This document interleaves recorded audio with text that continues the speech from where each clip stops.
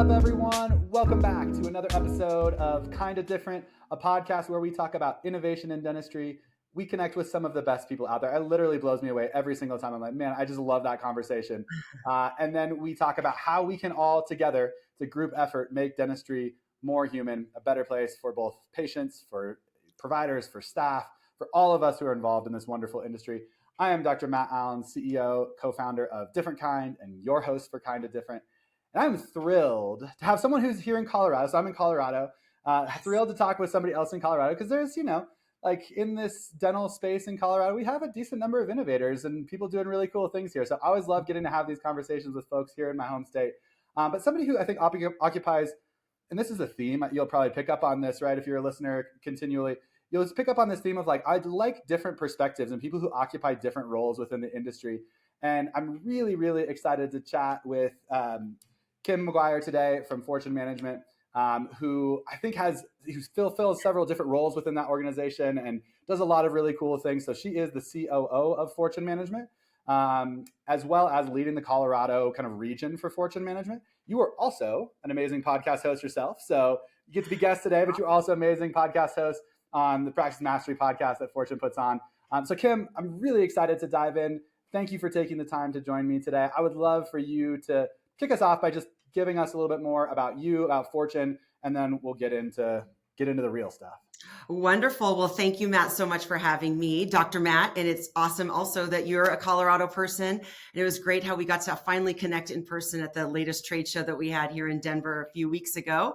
So I love what you're doing because I'm so passionate about I'm passionate about the preservation of private practice and making sure that doctors know that they have a choice and they can own their own practice and build equity for their family. And one of the main reasons for that, or for my passion, is because I'm a kid of a dentist and my dad had a pretty successful private practice in the San Francisco Bay Area for close to 30 years. And he was actually a Fortune client. So after I graduated from college and had a couple jobs, I fell into working with Fortune. And that was now about 22 years ago. So I've been doing this for a long time, both in the Bay Area and on the East Coast. And now in my newly adopted state, I guess, of Colorado. I've been here for about 15 years. But what I guess I was saying, I'm most passionate, of course, about private practice and about doctors and teams being great leaders and providing an outstanding experience for their patients. That is truly our mission. I feel like part of my vision, of course, is to help my clients and teams. And in my heart, though, I know that it reverberates into the patients and thousands of patients getting an amazing experience. So we're so aligned in our philosophy. I just love it. And Fortune, if you don't know, we've been around. We're going into our 35th year of being in business. So we're the leading and largest practice management full immersion program for dentists and teams. And actually, we work in the veterinarian space and the medical space as well. But dentistry is in our roots. So we know everything but the clinical we talk about. And because owning a business is not easy. And it's not, it used to be maybe like in my dad's age where you could just hang up a shingle and be successful.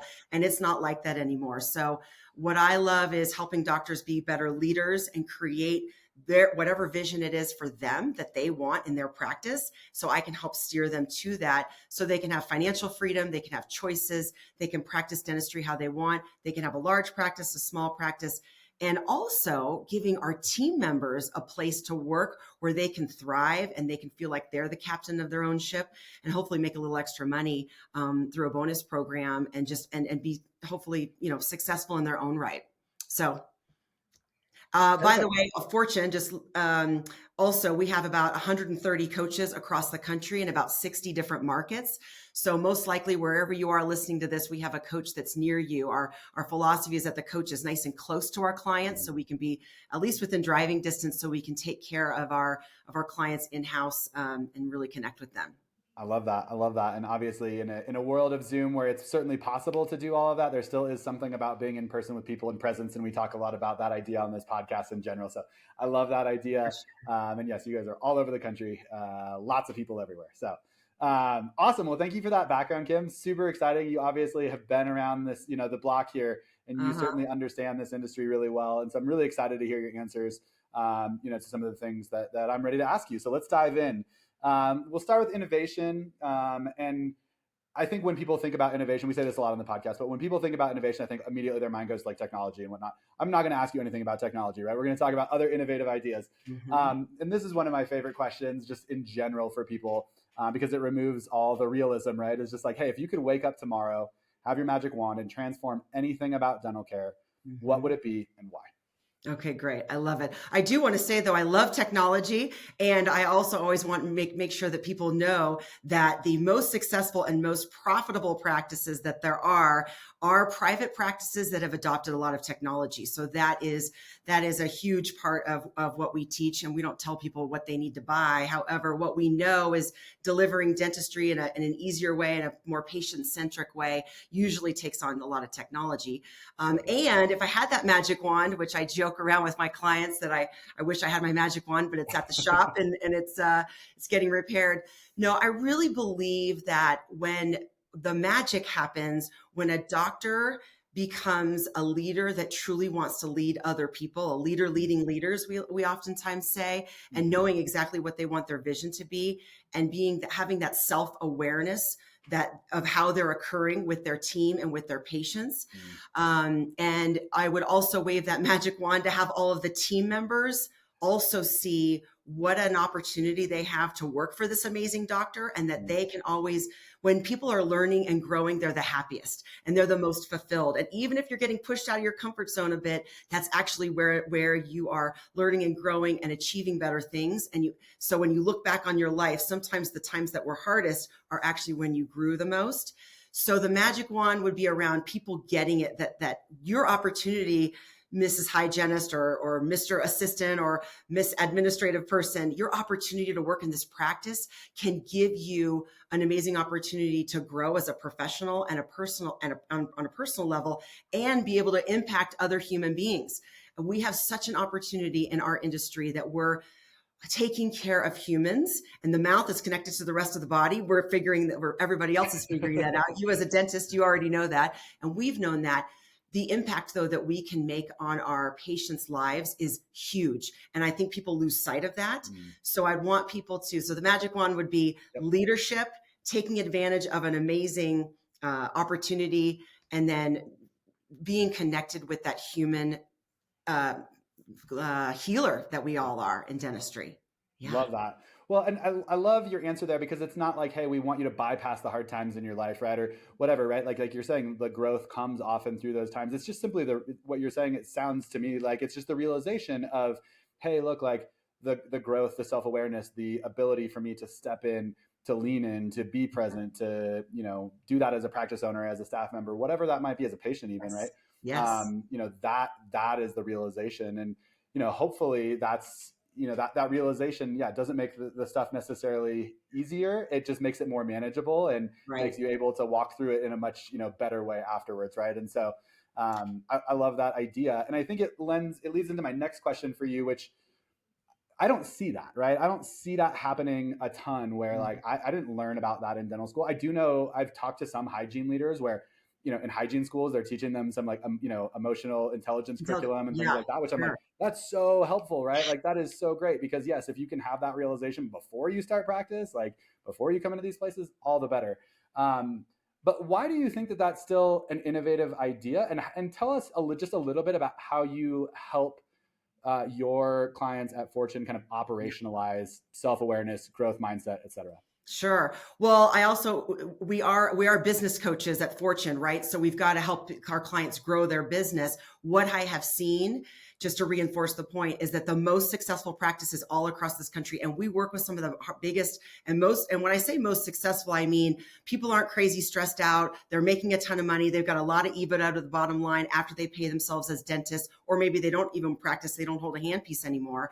Yeah. So we're seeing that. And the most successful practices have a leader at the helm who gets this. Now, here's the thing. We're all born with a certain IQ. And if you're a dentist listening to this podcast, you probably have a pretty high IQ, because you wouldn't be a dentist if you weren't, right?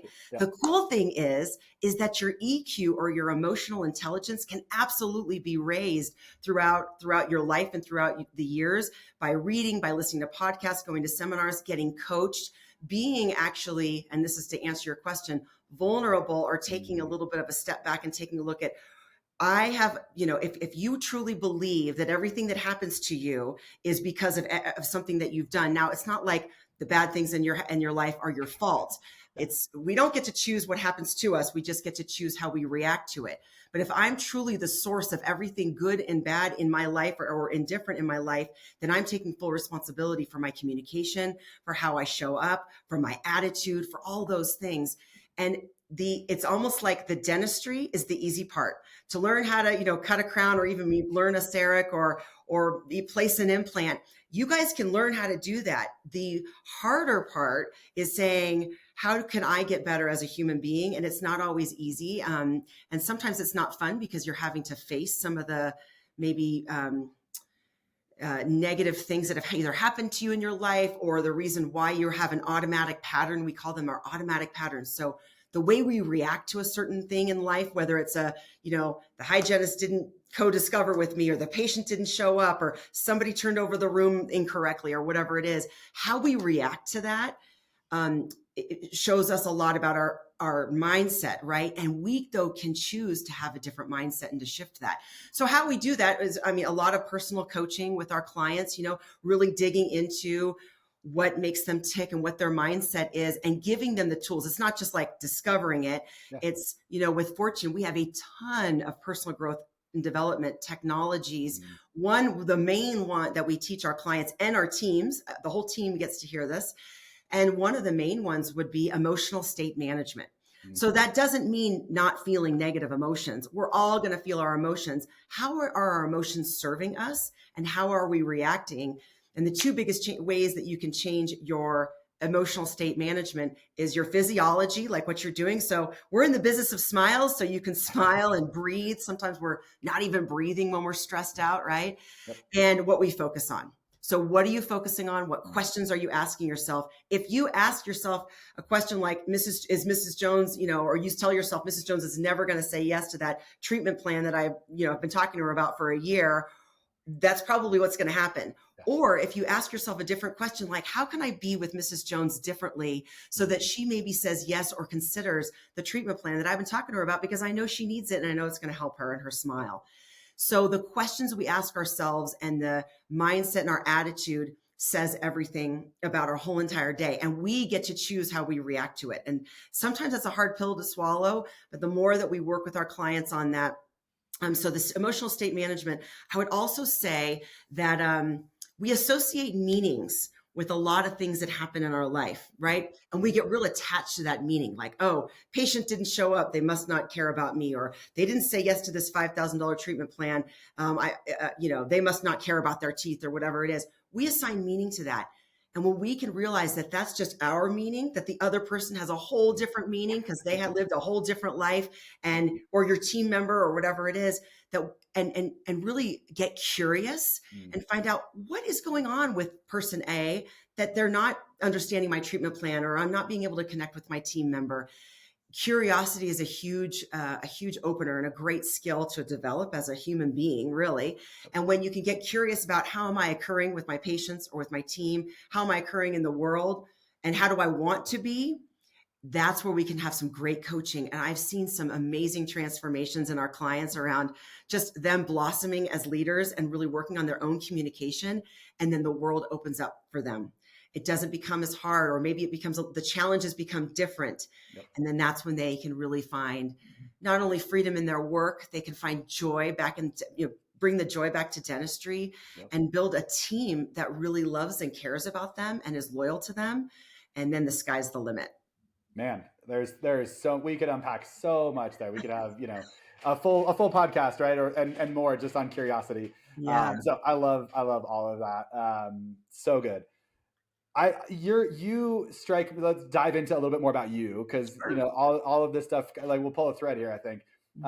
You seem just like a very growth mindset person, right? Like you embody you're not just telling your clients this, right? Like you're living this as well. And one of the things that I've seen you talk a lot about is this idea of just getting better every day, 1% better every day. And like, why is this idea important to you, and how do you kind of live that in your daily life? I would love to just dive in a little bit deeper there. Oh, yes, absolutely. Well, I do believe in that philosophy. I'm not perfect by any means, however, and it's funny that you bring up the 1%. Because that was actually just a couple of weeks ago, we had our Big Fortune annual meeting with all 130 coaches getting together where we get to work on ourselves and work on our business so that we can serve our clients even better. And 1% was the theme, really. So it's all about how can we be 1% better every day, or at least 5 days a week, and it adds up over time. And well, here's the deal. So with New Year's resolutions, when people are like, I'm going to work out no days a week, so I'm going to work out 9 days a week, which of course is impossible. Sometimes we set our sights too high and then we don't achieve it. So our brain tells ourselves, you lazy person, you can't work out 9 days a week or whatever, right? So then we fall back into our old habits. And as we know from actually investing and other just sort of truths and principles of nature, compounding growth actually is exponential. So if you were to get 1% better every single day, you're going to end up in a different direction. So what that means when I talk to my clients about that, let's say they do want to make a huge change. We talk about, what about making an incremental small 1 degree change every day? So like, how about changing your huddle just a little bit, asking one different question in your huddle? Or how about in your new patient exam, doing one thing slightly different? And then once they get good at that, we can add on something more and more and more. And also human beings, when we just if we see ourselves fail at the 9 days a week working out, we also, our brains see like success. So when your brain sees, oh, I did get good at that, and then you can get better and better and better every single day. So your brain has a reticular activating system where it's building on top of it, just like compounding growth when you're talking about investments. It's the same thing. So how do I incorporate that in my own life? Well, I think I like to, first of all, have a partner with my husband and actually now my kids who are teenagers. We all are marking down how many days, for instance, we're working out or talking about healthy meals. So getting everybody involved. I think having accountability partners is really important. That's actually the beauty of having a coach. And of course, I have my own personal life coach that she kicks me, in the butt all the time to keep me accountable. Yep. But I would also say, I think being around other people who are also bettering themselves, whoever they are, they say the 5 people you hang out with most or whatever it is, the people that you're surrounded with most, you would tend to adopt their habits. Yep. So I think that I've surrounded myself with some pretty outstanding people, my local coaches here, my coaches across the country, my family, even and my circle of girlfriends are all super supportive. And I think that's really important that we surround ourselves with people who are positive and are doing similar habits that we're trying to create in our life. Yep. Look, life is hard enough, so let's surround ourselves with good people that are also reading the books we want to read and things like that. I mean, I don't get into the car and drive even 10 or 15 minutes without listening to a podcast or a book on Audible, and the podcasts are amazing. Like we're doing right now. They're free. They come through the air. There's all this information. So the more I do things that are enriching my life, the more that I end up doing it. And then when I take a break and like watch a silly Netflix show or sit around in an afternoon or whatever it might be, I'm not feeling guilty about it because I know that I've already put the work in to get things done. Yeah. Yeah. I love that. I mean, I think a lot about like the book Atomic Habits and, those kinds of things too, in terms of, it's those small, like, it's not, if you want to run a mile every morning, right? It's like, it's just getting out of bed, right? It's like putting your shoes near the door. It's not actually going and doing the run that ends up being the hard thing or the like, kind of limiting reagent to that change. Right. And so I love that idea. I talk with people all the time when we're talking about doing some of this stuff in the dental chair, like active listening or shared decision-making or things we know are super important to patients. It's like, you don't have to go and totally change the way you communicate with patients, but there's evidence that shows that one reflective listening statement in an appointment, right, will help that patient have a greater sense of like autonomy support. And that's what we want, right? And so like literally just try one for one whole day. Don't even do it with every single patient. Just try one, right? That's right. And so I love that idea of let's make these incremental changes because it is certainly, in my view, at least the way to make those changes in our life. Exactly, Matt. And also the reason why I do all of these things in my life is so that I can be who I need to be for my team and for my clients. And so how we talk about this, if you're a dentist or a team member, taking care of your body and taking care of your mindset helps you be better with your team and with your patients. So when you show up to the huddle, what are they getting? Are they getting the best of you, or are they getting the maybe not so great part of you? And so you get to choose. Yep, 100%. I love it. I absolutely love it. Awesome. Well, let's dive into making dental care more human. I know you're helping your clients understand this, helping them have these meaningful relationships with patients and their staff as well, right? I think it Yes. it really extends beyond just patients. But one of the first questions that I have here, so I know that your worldview of like how care gets better is not just top down, right? It's all encompassing with everyone, and that includes the patient. And I think that part maybe gets misunderstood or underappreciated sometimes. Mm-hmm. And so I would love to hear your perspective on what role you think patients have in innovation. How can patients participate and help their care be the care that they want it to be? Absolutely. Well, first of all, obviously for them just giving you feedback, and when they give you feedback that's positive, like on a Google review or even verbally, that's awesome. I've always said that the most valuable feedback, though, is some maybe not so positive feedback or some constructive feedback. And then it creates, if we have safety amongst the team, and I don't mean OSHA, I'm not talking about OSHA, that's important. I'm talking about like emotional safety in a team meeting, and we can have a conversation around that. Like, we've been getting some feedback from a couple of our patients, X, Y, and Z. How can we make sure that doesn't happen? I think that's valued so valuable. In fact, that's almost the most valuable, because if they don't tell you, they maybe don't come back. Because here's the thing, unless you're practicing in a pretty rural area, you most likely have within a 3 to 5, 10-mile radius, many practices that these patients can go to. Yep. And we also know that insurance shouldn't even be called insurance, which is a whole nother podcast, right? But we also know that our patients are having to pay out of pocket for their dental care, whether you have an in-house plan or even if they have dental insurance or a benefits plan, we like to call it, there's going to be some out of pocket. So you better make sure that your patient experience is amazing, so they want to come back and refer their friends and family. And if it's not, boy, it's important to really tweak those systems or those interactions. I also think, so of course we can ask them in a survey and everything, which is of course what you guys are excited about. But I also think we need to do a better job as dental professionals at asking better questions. And of course, this comes back to the curiosity conversation we just had a few minutes ago. Every single patient that sits in your chair is different, and they think different, and they have different values. They have different needs. And of course, we can get the chief complaint, but why are they going to say yes to your treatment? What my values of being a dental patient and what Mrs. Jones's values are going to be completely different. But we think everybody thinks like us, and they don't. Yep. So I want our dental teams, and one of the things we teach a lot is how to get real curious and ask some really open-ended questions of the patient. It doesn't take that long, a few questions to peel away the layers of the onion and figure out what makes this patient tick, so that when you do present a treatment plan, you're connecting it with their values. So that's where, when we can understand our patient's values, like a cosmetic driven patient is very different than a functionally driven patient. I want to eat my steak till I'm 90 is a very different conversation than I want to have a Julia Roberts smile, right? So we have to not put everybody in the same box and hear from our patients. Yeah. That's so powerful there, just because like you're saying earlier, like we have, things don't just happen to us, right? And so if we want the patients to be a part of that, right? Like we could sit there and be like, what's your chief complaint?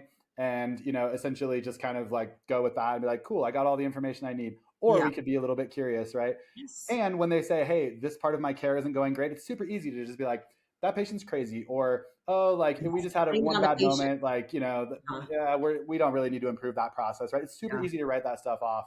And what I love about you all is you're helping your clients to lean into those moments and say, no. Like that could be the case. It could just be a one-off here. But like when we see it today and tomorrow and 3 days from now and 5, it's not just a one-off. Like we're not going to write it off every time. We're going to help you fix this, right? That's right. And this is all about too, most of our, or I would say all of our clients, and I would say most dentists who want to be a great practitioner are trying to build or working to build a relationship-based practice. Yeah. So you could be a churn and burn practice, and that's fine. And that's serving that's serving people, and that's wonderful. I'd rather people get some dental care than no dental care. Yeah. However, if you want to make it easy on yourself, build a relationship-based practice where patients are coming back over and over for years on end and referring their friends and family, because it's going to become a lot easier if you're going to enroll them in a clear aligner case or veneers or even a full mouth reconstruction when they really need it, if you've built that relationship with them. So treating them like everybody's the same is not going to be building that.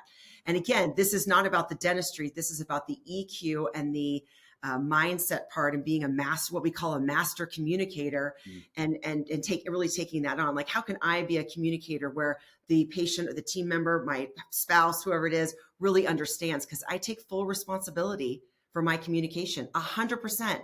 That's a hard one sometimes for people to try on. No, I told her she should know. I take 100%. If she doesn't know something, I take that as, I need to tell them in a different way. Maybe I need to ask some better questions. So when you come from that mindset, your life will transform, because most upsets happen because of a miscommunication or an unmet expectation. And so if you can communicate in an elegant way and make sure that they're understanding you, a lot of things open up. Life is a lot less stressful. 100% agree. Yeah. We couldn't agree more on that. Yeah. Okay. Last question for you here. Again, Okay. we could have, 8 hours of podcast together. But obviously the name of our company is DifferentKind, for a couple of reasons, right? Of like, hey, we want to, we see that a lot. Like, I'm a different kind of dentist. It's like, what does that really mean?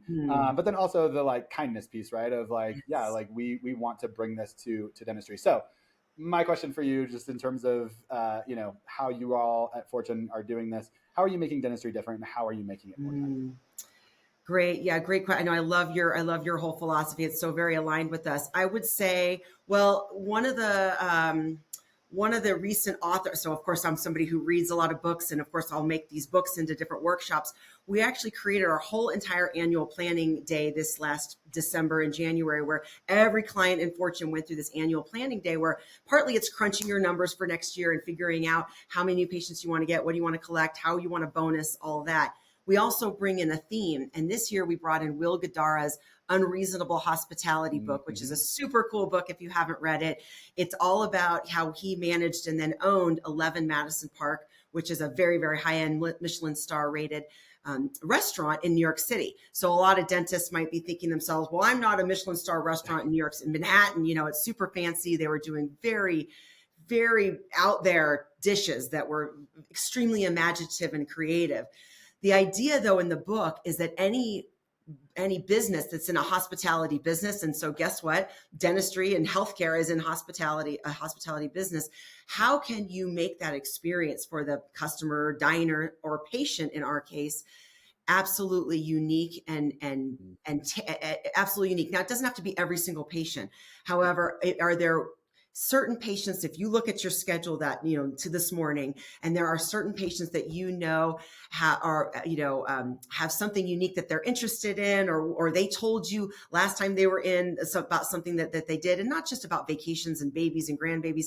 I know everybody's doing that, and they're making their notes in their software to bring that up.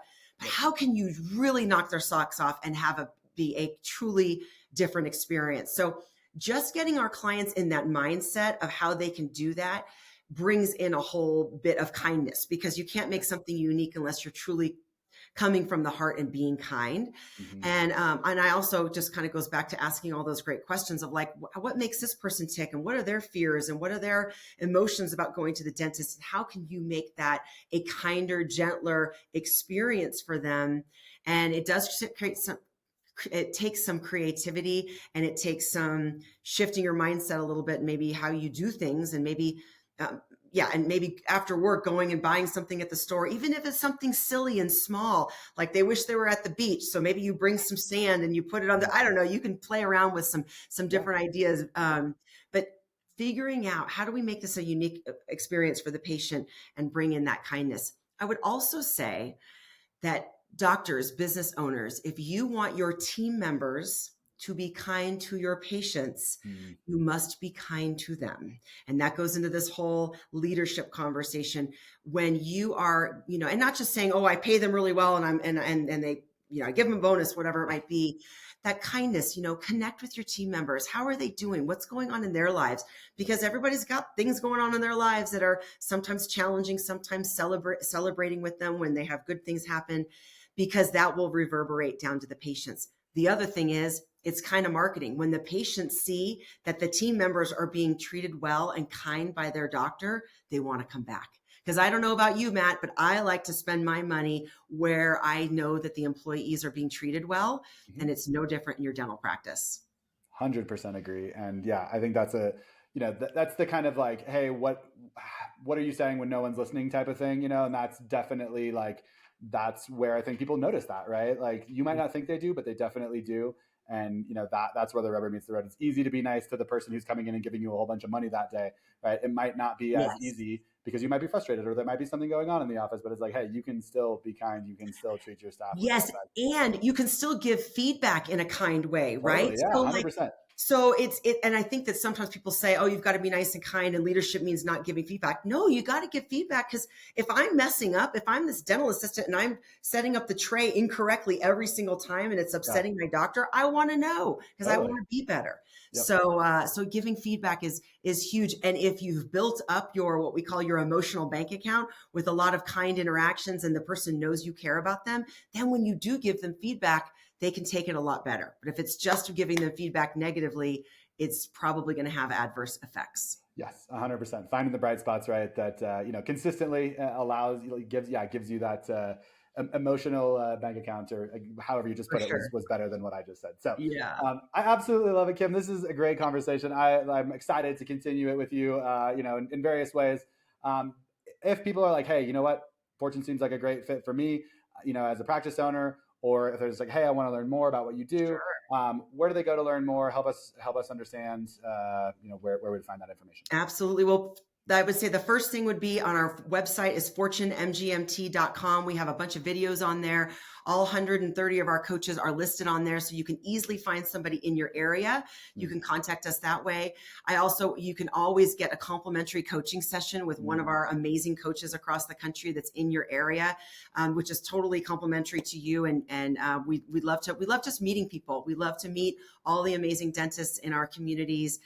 So you can go to our website to find a coach. You also, if you're interested in going to a live event, we've been doing live seminars for 35 years and we're not going to stop. So there are live seminars going on in every single market, almost every single, well, not every market every week, but going on in every market all throughout the year. Yeah. So I would recommend going onto our website and seeing what speakers are coming to your town or your city. And we'd love to see you at one of our live events. We have people coming all the time to check us out and to see if our philosophy fits who you are.